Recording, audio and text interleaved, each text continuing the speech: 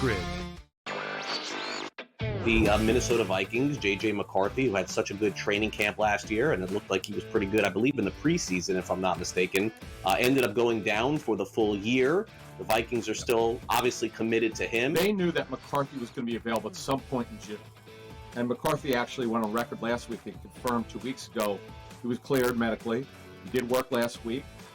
And he's going to be their starter. Newswire, only on SportsGrid. I'm with you in that you're going to have to take calculated risks, and that's what Leon Rose has been about since he's been here, and he's been measured. He hasn't been gung-ho in terms of mortgaging this franchise's future for immediate gains. They have had a prudent approach, and you're going to have to roll the dice in certain respects to get to that top level. And you're right, Donnie, when you look at next season, all things considered, you hope that they're healthy, and if they roll over, say, 85 to 90% of this roster, this is a top 3 team in the East. With Boston coming down, you know Milwaukee's going to come down, and so you have to figure it's going to be Indiana, the Knicks, the Cleveland Cavaliers in some sort of order in the preseason rankings. And so where they go from here, Jason Kidd is obviously the hot name right now. Both sides are interested from what we've heard in terms of Kidd and the New York Knicks.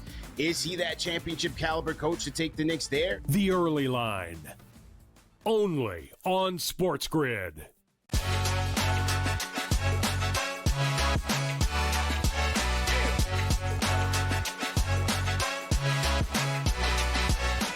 How OKC was able to win the NBA Finals and set themselves up for years to come. Plus, why are there so many NBA stars out with Achilles injuries next season? Hi, everyone, and welcome to Front Office Sports today from FOS Studios here in New York City. I'm Baker Machado. And I'm Renee Washington, and thank you guys so much for joining us each and every weekday as we chat the biggest stories happening in the business and culture of sports. We're also talking about the Kevin Durant trade and what the Suns need to do next. Well, let's first dive into the shoot-around, though. Yes, indeed. And let's start with another American buying an English soccer club, as Jets owner Woody Johnson is acquiring a 43% stake in premier team Crystal Palace. A deal ESPN is reporting is worth about $254 million. Now, that share was previously owned by former Fubo TV executive John Textor.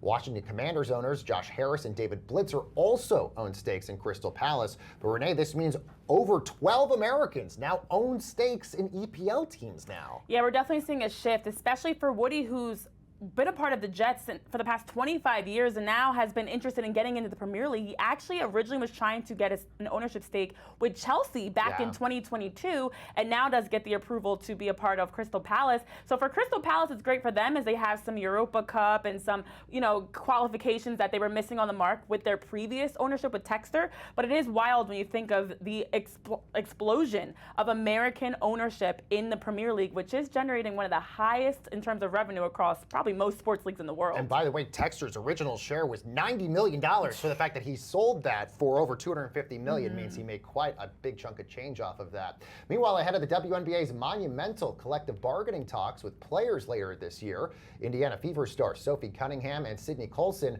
read prepared statements over the weekend saying that players intend to negotiate in good faith with the league, but did add, quote, "This is a defining moment in the WNBA. As the league grows, it's time for the CBA to reflect our true value. We're fighting for our fair share of that business that we build." I mean, quite the statement here from Sophie Cunningham. And they're absolutely correct. The WNBA is growing in terms of audience, in terms of their expansion with having one new team this year with the Valkyries, 2 new next year. They're going with TV deals, and with all these exciting changes, they have to make sure that it matches. I know Nneka Ogwumike, who is the WNBPA president, also came out and said that this upcoming CBA will be transformative because in 2020, when they had that previous CBA, that increased the maximum salaries from $117,500 to $215,000, which is nothing. And now they're looking to bump that up to upwards of maybe having $1 million that players are able to reach as a max. So adjusting what players can receive, but also even what the salary cap looks like and adjusting overall to match the current status of where the WNBA is at. And even WNBA President Kathy Engelbert has said she believes this too will be a transformational deal, and we'll see later this fall if that happens.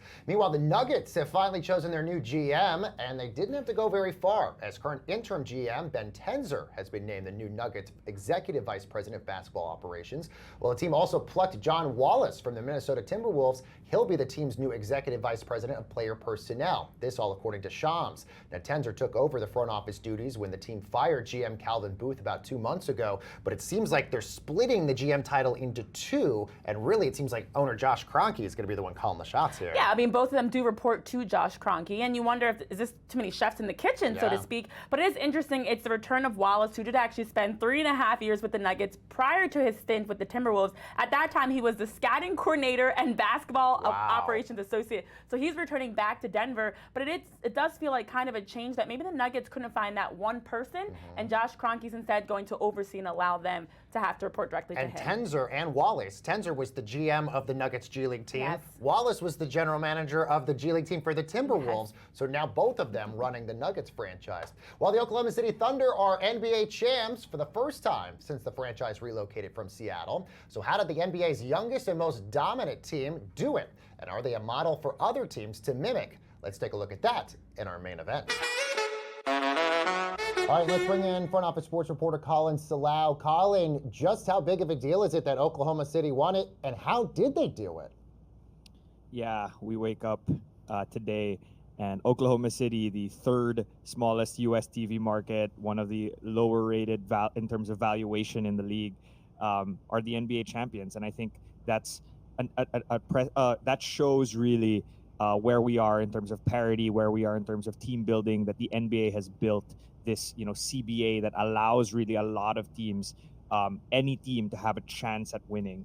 So, in terms of how did this happen, it all starts with Sam Presti. 2007, he joined Oklahoma City, then the Seattle Supersonics, and he built this team. He started with drafting 3 future MVPs and winning 0 titles with them, and Kevin Durant, James Harden, and Russell Westbrook, but ultimately learning from those experiences, learning from the trade of Harden for Kevin Martin, and parlaying, Serge Ibaka to Victor Oladipo to Paul George, and then to Shai Gilgeous-Alexander, but also building around the margins and ultimately creating a team that, that could be a contender for a really long time. So I think it's a huge testament to what this league has become, but also Sam Presti needs to be celebrated for what he did. Well, let's stay there, because as you talk about for OKC, their future, Shai Gilgeous-Alexander becomes the first player since Kareem Abdul-Jabbar to win the scoring title MVP, Finals MVP championship under the age of 26. Now, contract extensions have been brought up for him. Also, Jalen Williams and Chet Holmgren, 2 others that are expecting contract extensions. But coming off of this 7th straight season of 7 different champions for the NBA, are we seeing OKC developing as not only a dynasty, but also the model for other teams to want to follow in terms of wanting to win championships? I think it's easy to say that, right, with this championship. And I think more than any team in recent memory, they have a shot. But we said the same thing about Boston, and an injury happened to them. We said the same thing about Baker's Nuggets, and the injuries also, not the injuries, but like some things also piled up for them and made it a lot more difficult, right? So I think that they are a model, and I think a lot of teams will attempt to follow them. But it's not that simple. Not every owner, as we see with Indiana, is willing to tank, is willing to go deep.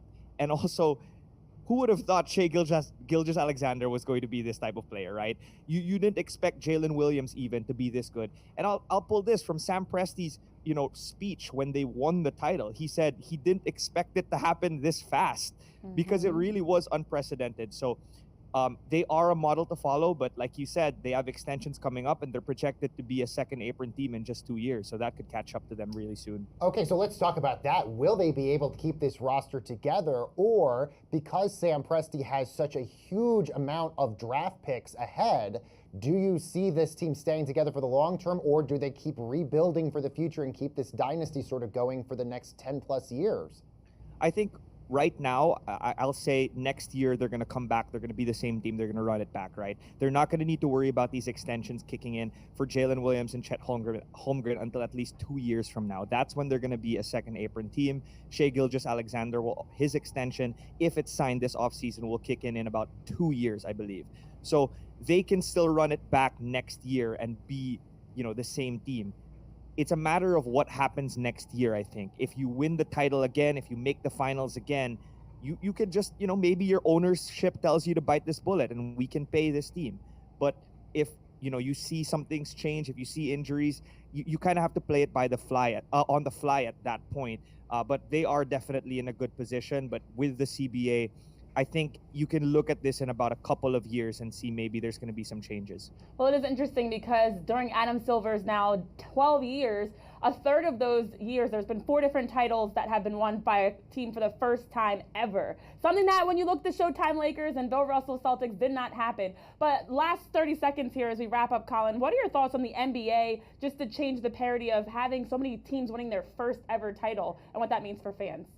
Yeah, I mean, I think it's good and bad. You can look at it on both ways, right? We've talked about the ratings and these smaller market teams as, not really attracting fans. But ultimately, it does give fandom, it does broaden fandom, right? Especially in a league that's global, that wants, names to be known. Like, I did grow up in the U.S. and I didn't really care about the city. I just liked the players, liked the teams, and saw who was winning. So I think for a global league, that's really what they're going for. And you'll see dips in ratings, but this is, again, they're targeting everyone in the world.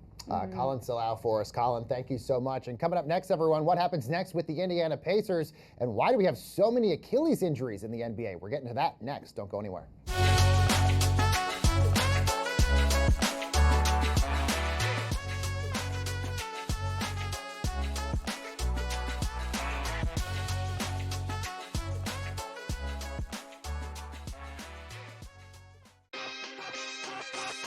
Here we go at Oakmont. Let's start with the course. What do we know about this course? How long is the rough, and does course history come into effect for you this week? The U.S. Open has always been billed as the most difficult test of golf there is on the planet. And I tell you what, it's often labeled as the most difficult golf course in the world is Oakmont. Game time decisions. Only on SportsGrid. We don't want you playing here. Can you move positions?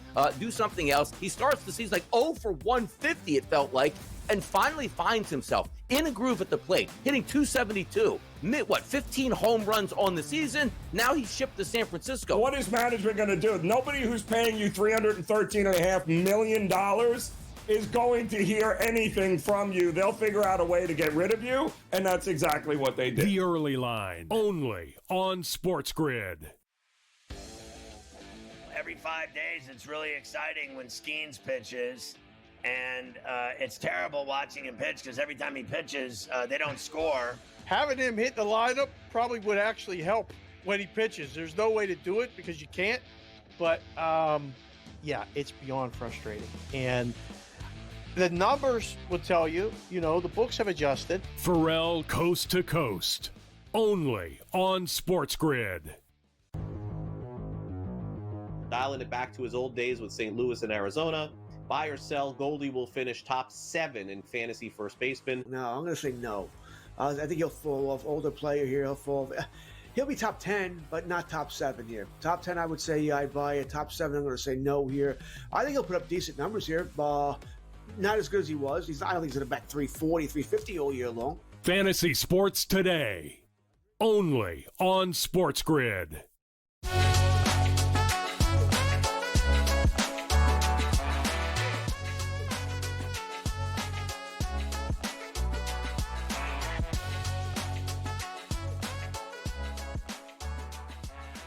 And welcome back, everyone, to Front Office Sports Today with Renee Washington. I'm Baker Machado. The Indiana Pacers definitely were a surprise team this year after pushing the Oklahoma City Thunder to Game 7 of the NBA Finals. What does the team look like now that Tyrese Halliburton might be out for an extended period of time? And also, is there pressure on this team with the city all in Caitlin Clark mode right now? So for that, let's bring in Alex Schiffer, Front Office Sports reporter. Alex, good to see you. So before we sort of get into Halliburton's injury and the future of the Pacers, let's talk about how they got here. Definitely a surprise team to make it this far. Yeah, I think they deserve credit on a few fronts. I mean, the team is a greater, what's the coaching phrase? Like they're greater as a whole than the sum of their parts or whatever. I think that they've been the embodiment of that. You look on paper, the Celtics were more talented, the Knicks were more talented, the Cavaliers, but they found a way to knock some of those teams off and play as a unit and get more out of guys than maybe we would have thought they did. And I think they deserve their flowers for that. They're a tough team. They're the comeback kids. The way they got in these deep holes and managed to not only get out of them, but win those games. I think it says a lot about them. And, they've been very smart. They did not ever tank. They were selective with who they traded for and who they drafted, and I think they deserve a lot of credit for just the roster construction overall, and they're not a luxury tax team. Yeah, and also Tyrese Halliburton deserves a lot of credit for trying to push through his strained right calf, and as soon as that play happened after draining 3 threes, he said he was feeling good, and you saw the play he goes down. You could actually see in the replay about his Achilles, it looked like it popped, and his father, John Halliburton, he also reported to Lisa Salters during the game that it was an Achilles injury. So we knew right away, unfortunately, another Achilles injury. Starting with the Pacers, though, losing out in the NBA Finals, but also losing out your guy, Mr. Clutch, Mr. Halliburton. Where do they go from here, especially next season, because that is a very long recovery process? It's a great question. I think a lot of teams in the Eastern Conference right now are probably asking themselves, do we have enough? You look at the Celtics without Jason Tatum. If they were to roll it back, it's still a very expensive team, but if you look at how wide open the East is, I don't think it's crazy to think they can do it. I think the Pacers, it's a bit tougher given he was their Pied Piper, but they've also proven that they can withstand some injuries before. I looked this up this morning. The Pacers now have 3 Achilles tears, assuming Halliburton's is torn. They had Isaiah Jackson and James Wiseman both go down early in the year. Just crazy how high that number's gotten just for them in general. But I do think that they're very interesting to me because they haven't been a luxury tax team in 20 years. Back when we were all babies, and they were going to enter it this summer to re-sign Miles Turner. They also made a trade during the finals they swapped their 2025 first-round pick basically for the 2026 first-round pick. What does that do? Mm-hmm. That takes one salary off their books for next season and punts it to the following season. So I think it's very fascinating do they try to retool this and re-sign Miles Turner and stay out of the tax, but maybe not go all in on trying to find a way to do this with Tyrese Halliburton likely out next season? Or do they say we're a tough team, we've gotten this far even without him, and then we're going to run it back regardless? So given their avoidance of the luxury tax and what the situation does, I'm very curious if they just punt on next season and try to still avoid the tax, which they're already trying to do, it seems like. Yeah, that was going to be my question to you, Alex, is given the fact that Miles Turner could command anywhere between $30 million a year, and given the fact that the owner has been reluctant to get into the tax apron, do you see them sort of punting, as you mentioned? But is there pressure on this team given the fact that Caitlin Clark and the Fever and the merchandise sales that have been backlogged, the basketball fever is in Indiana right now? Do they sort of continue to capitalize on all of this momentum in terms of fandom? Miles Turner to me is a very interesting test case because he's the longest tenured player on the team. He was great in the playoffs. I think it's a really tough look to make the finals and then let him walk because of the luxury tax. I think, again, not that all these owners always care about optics, but optically, I think that's a pretty tough look. I'm not trying to diminish the WNBA with what I'm going to say, but I don't think that Herb Simon necessarily makes decisions on the Pacers based on the Fever and vice versa. I do, they're two separate books for him. But I do think, to your point, again, like optically speaking, he's doing great right now, and some of these things would just be tough decisions to make based on public perception. I do think that you need to find a way to re-sign Miles Turner, but again, do you maybe just decline a couple guys' team options or whatever, and all of a sudden there's the gymnastics to get you under the luxury tax and you avoid paying it one more year? I do think that that's something he can do within reason. Again, I just think it's a tough look given your team came this far, and that's the message you send after that. What kind of message you're sending to fans, given that, to your point, everything's coming up Herb Simon right now, the Pacer and Fever owner. Mm-hmm. Yeah, well, of course, I want to clarify, at the moment of this conversation, we haven't heard the official confirmation that it is an Achilles tear, but all signs point to, unfortunately, an Achilles tear for Tyrese Halliburton. So with that, he would become the 8th NBA player this season to tear their Achilles. You mentioned that's 3 total for the Pacers. That's also 3 this postseason with him, Damian Lillard, as well as Jason Tatum. And this is the most since 2014-2015, which was the previous high of 5 torn Achilles. I feel like prior to, I would say even around Kobe Bryant's Achilles tear, you did not hear a lot of Achilles injuries in the NBA at all. And now over the recent years, it feels like a trajectory in the wrong direction of more. Just your thoughts, Schiffer, on what the NBA is experiencing around the influx of Achilles tears with 8 this past season total, and maybe what can be done to try to prevent that. Yeah, I'm gonna give you a mini TED talk, and I'm gonna go off sports topic here, but I swear it ties back in. I remember when Curtis Granderson was on the Mets, and he talked about doing a baseball clinic of sorts, and how parents were coming up to him saying, with kids in middle school, like, what do you think of like a 70-game travel season for like my 13-year-old versus like an 80-game one? And he was floored and basically said, I didn't play that many games till I got to the minor leagues. So this is my theory. I'm not a medical expert, as you all know, but I do think, and I'd even be curious for your take on this, Renee. For those who don't know, Renee was a problem on the soccer field back in the day. But, when I played travel soccer, we had, maybe 15 game seasons or something like that, maybe a dozen, but, in middle school and high school. But I think that you're seeing, in my opinion, Tyrese Halliburton's 25, Jason Tatum's 27 tore his, Dame Lillard's a little bit older at 34. But I think with these younger guys, like the other two Pacers, James Wiseman, Isaiah Jackson, I think that you're just starting to see the wear and tear of AAU and all of these nonstop, winter and summer leagues during the high school season and college workouts. Like, I just think that the body is having more stress and more of a workload put on it at a younger age than ever before. And I just think you're seeing these tendons and these muscles give out earlier than maybe they would back in the day, because there wasn't this whole like 365, 24/7 type schedule and whatnot from such a young age. So that is my theory. Again, I'm sure there's probably proof somewhere for me in some capacity, but that is my theory on this. All right, Alex Schiffer, thanks so much for your medical advice on that. Guys, we got a lot more Front Office Sports Today coming your way right after this.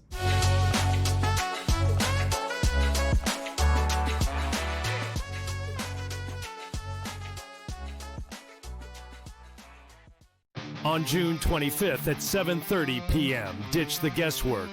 Ben Stevens, Kevin Walsh, James Young, and Tom Vecchio have your NBA draft betting coverage pick by pick, bet by bet, all night long. We got all the insights and expert analysis, because betting blind isn't a strategy. Coverage starts at 7:30 p.m. on June 25th, only on SportsGrid.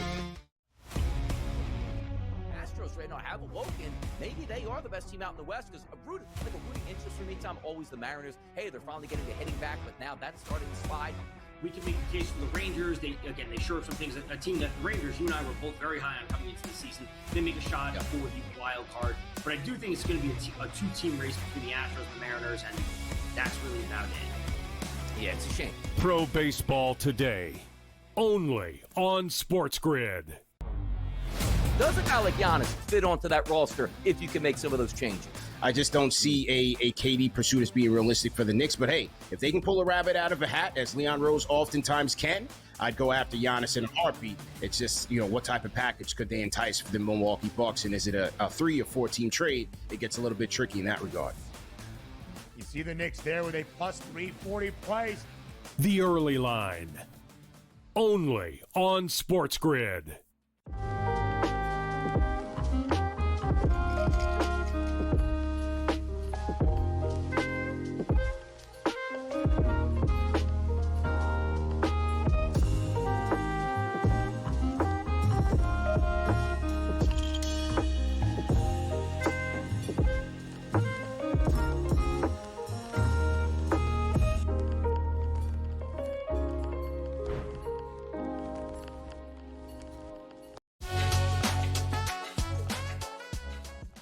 Welcome back, everyone, to Front Office Sports Today with Renee. I'm Baker. And as we've been talking, Kevin Durant has been traded. The drama over what's happening with him in Phoenix is officially over, as Phoenix sent him to Houston for a haul that includes Jalen Green, Dillon Brooks, and draft picks. So what does Phoenix think of the trade, and what does Phoenix do now that they have the highest payroll in the NBA? For that, let's bring in Dwayne Rankin, who covers the Suns for the Arizona Republic. Dwayne, thanks so much for joining us. I guess what's been the initial reaction in Phoenix to Durant leaving? Well, somebody had to go, and unfortunately, it was Kevin Durant. Bradley Beal on a no-trade clause. You can't move him without his permission. Not trading Devin Booker. He's the franchise player. You just only won 36 games, but those 3 for a second straight year. Somebody had to go, and it wound up being Kevin Durant. And I don't know. You mentioned the drama might be over. I don't know if it is over, because after what Kevin Durant said at the Fanatics event about, they got what they wanted. I got what I wanted. I think it was aimed at Suns fans. But when he shows back up here for that first game with the Rockets uniform, trust me, there will be boos for Kevin Durant, even though he was their leading scorer this year and still one of the greatest players to ever play this game. There's going to be some tension in the building when he arrives for that first game. Yeah, there's been so much talk about what the Houston Rockets now will look like with Kevin Durant sliding into their starting lineup. But I'm interested on the Suns side for first-year head coach Jordan Ott. And as Kevin Durant mentioned, they wanted him to go. He wanted to go. They wanted the trade done by the NBA draft, and they got it signed, sealed, delivered. Well, not officially signed yet. What does this do for the future of the Suns? Because there's also now rumors of Jalen Green being flipped, Bradley Beal's future. Is this, as you mentioned, just the start of maybe a ripple effect of more roster moves? It's definitely the start of more roster moves. They're not, you're not staying pat after you do this. There's going to be more to be had. The Bradley Beal thing is just so complicated on what you can do because he's had the no trade clause. You're hearing buyout, but that would be almost an historic buyout if you end up doing that with Beal. And then you're getting nothing in return for him. Which maybe for the Suns are like, okay, whatever. We need to move on from Beal because you have Jalen Green. The Jalen Green part is interesting because him and Devin are essentially scoring guards, shooting guards, and then neither one of them are true point guards. Devin accepted the role last year. He averaged a career high 7.1 assists. But that's not his true nature. True nature is a scorer. So how those two fit is one thing. They lack size. They just traded away a 7-footer. So how do you replace that? They could do that in the draft. There's options there in terms of bigs that they could use or fours that they could use that pick for. But this roster is way far from completion, and this was just the start of it. Dwayne, do we think this is a good haul for Phoenix, given the fact that Durant kind of boxed the franchise in, saying he only had a few teams that he preferred to go to, which was why there was all these theories maybe Minnesota might get involved or another one. But do you think at the end of the day, like, this was the best haul that they could get for Durant? No, it's not the best haul. I mean, you got Jalen Green, but again, he plays the same position as Devin. Dillon Brooks, can he help you? Yes. He's always been part of a winning team, despite his passionate ways where he can go over the edge. He's always played on winning squads. So in that essence, he's a winner, and he does give them an edge in defense, which they lacked last year, 27th in defensive rating. But still, you can't. You look at this situation; they didn't get enough, but when you're trying to work with a player, you're working with an all-time great player. Then it changes how the negotiations go. And that's basically what happened. Durant said, I want to go here, here, or here. And they ended up going to one of the places he ended up wanting to go to. So the Suns didn't get what they could have gotten, say, from a Minnesota or from someone else. And that's where they're going to have to, deal with that as far as internally, depending on how the trade ultimately plays out over the next 2 or 3 years. Yeah. It's wild to think about. Well, Dwayne, we thank you so much for taking time to join us and weigh in on the Suns. And now let's go see what's bubbling over in the FOS water cooler. All right, you obviously know by now, OKC, the youngest team in the NBA and the second youngest to ever win the NBA Finals. But the team, Renee, really showed their age in the locker room celebration as 31-year-old old man on the team, Alex Caruso, had to show his teammates how to properly pop champagne. The video of the team just looking at these bottles of champagne being like, what do I do with this, is kind of funny and a little cringe. I love that Isaiah Hartenstein came out and said, like, nobody knew how to open the champagne bottle. Listen, Alex Caruso is one of the only guys that's actually even won an NBA title before across both teams. Of course, Pascal Siakam for the Pacers. And he learned from LeBron James and the Lakers back in the 2020 bubble when he won, and clearly now had to pass the torch on how to open the champagne. So they'll be ready if they win another title on how to open the champagne bottle. I love this. All right, guys, coming up on FOS tomorrow, we're preparing for the NBA draft on Wednesday. Thanks so much for watching. We'll see you next time. Enjoy the rest of your day. Pop champagne.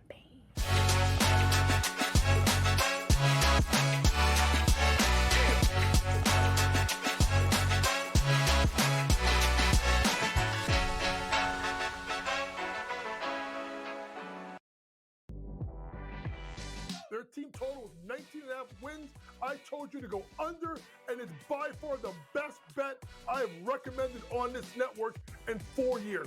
They can't get out of their own way. And now Sloot is out for the year. Let's hope Sloot gets back, because I respect the hell out of Sloot, and I want her to go out on her own terms. Hopefully we'll have her back for the 26th season. Betting above the rim. Only